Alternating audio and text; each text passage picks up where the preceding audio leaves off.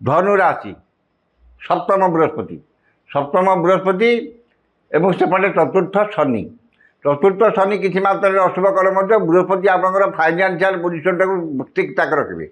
चतुर्थ बृहस्पति धन क्षति चतुर्थ शनि धन क्षति करेंगे जिनपतर हजिबा गाड़ी घोड़े क्षति हे सब जिन आपंकर इनकमटा ठीक ठाक एवं व्यवसाय मानक सप्तम बृहस्पति बहुत भल फल देवे। व्यवसाय उन्नति कर व्यवसाय भल आय हम नूतन आयर पंथा करें आपंकर व्यवसाय नूतन कर्म व्यवसाय आरंभ कि व्यवसाय शाखा बढ़ाई आप उद्यम करेंगे।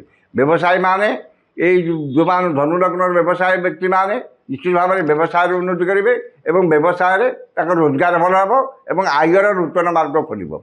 कर्मजीवी जो माने कर्मजीवी ताकर सप्तम बृहस्पति हेले कर्मस्थान में महिला सहकर्मी साहाय्य सहयोग पाइबे बेसी एवं सम्मान यू जिन बढ़ी चलो एवं जो कामटी करेंगे से समस्त पसंदयोग्य हम और समस्त प्रशंसार पात्र हे। कर्मजीवी मान कौन समस्या रहा ना उच्च सम्मान उच्च पदवी कि प्रमोशन पाई कि दरमार किसी इनक्रिमेंट बढ़ी पारे कि आउ गोटे कौन सुविधा पाई से।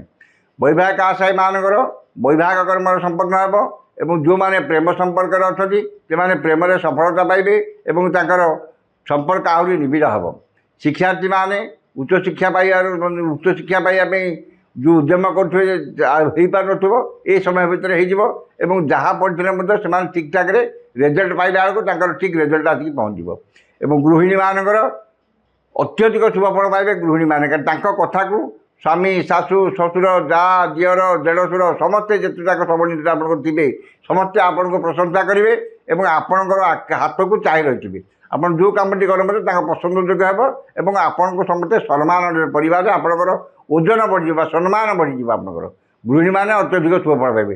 तेणु धनुराशि व्यक्ति मानकर बृहस्पति हेतु कौन प्रतिकार आवश्यकता नहीं।